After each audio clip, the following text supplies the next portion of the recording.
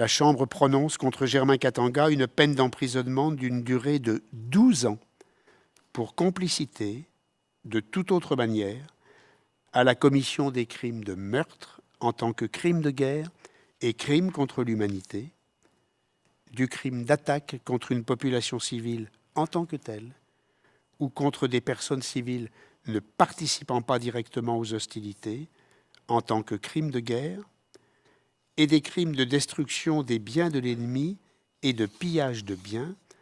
en tant que crime de guerre.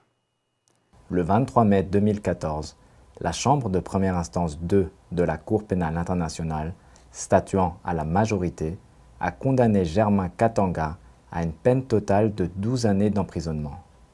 Madame la juge Christine Vanden Wingert a joint une opinion dissidente.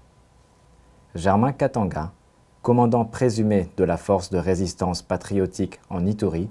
FRPI, a été déclaré coupable en tant que complice d'un chef de crime contre l'humanité, meurtre, et de 4 chefs de crimes de guerre, meurtre, attaque contre une population civile, destruction de biens et pillage, commis le 24 février 2003 lors de l'attaque lancée contre le village de Bogoro, situé dans le district de l'Ituri, en République démocratique du Congo. Un certain nombre de crimes n'ont pas été commis par balle, mais à l'aide de machettes, les attaquants dépeçant leurs victimes membre par membre avant de leur enlever la vie. Les témoignages recueillis attestent en effet que les assaillants ne se sont pas contentés de tirer sur les villageois en fuite, mais qu'ils les ont également frappés à l'arme blanche alors qu'ils tentaient de s'enfuir. Cette pratique, particulièrement cruelle, a provoqué d'extrêmes souffrances physiques, que ce soit pour ceux qui les ont endurées avant d'être tués, ou pour ceux qui ont réussi à survivre malgré leur douleur.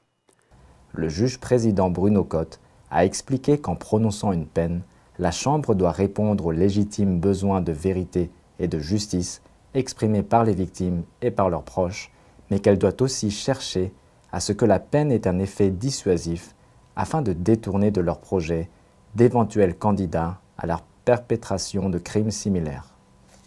Le juge-président a également précisé les facteurs et les circonstances aggravantes ou atténuantes qui ont été prises en considération par la Chambre pour déterminer la peine prononcée,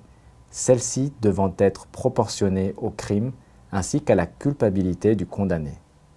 S'agissant du degré de participation et d'intention de Germain Katanga, la Chambre a considéré qu'il avait apporté une contribution significative à la commission des crimes d'attaque contre les civils, de meurtre, de pillage et de destruction de biens, et que cette contribution avait été apportée en pleine connaissance de ces crimes.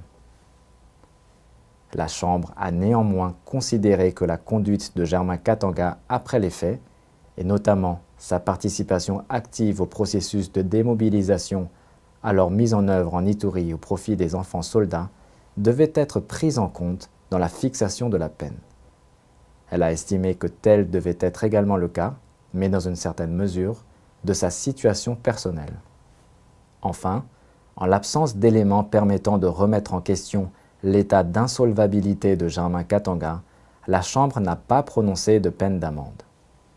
La Chambre a également ordonné que le temps passé en détention pour le compte de la CPI, c'est-à-dire la période allant du 18 septembre 2007 au 23 mai 2014, soit déduit de la peine prononcée.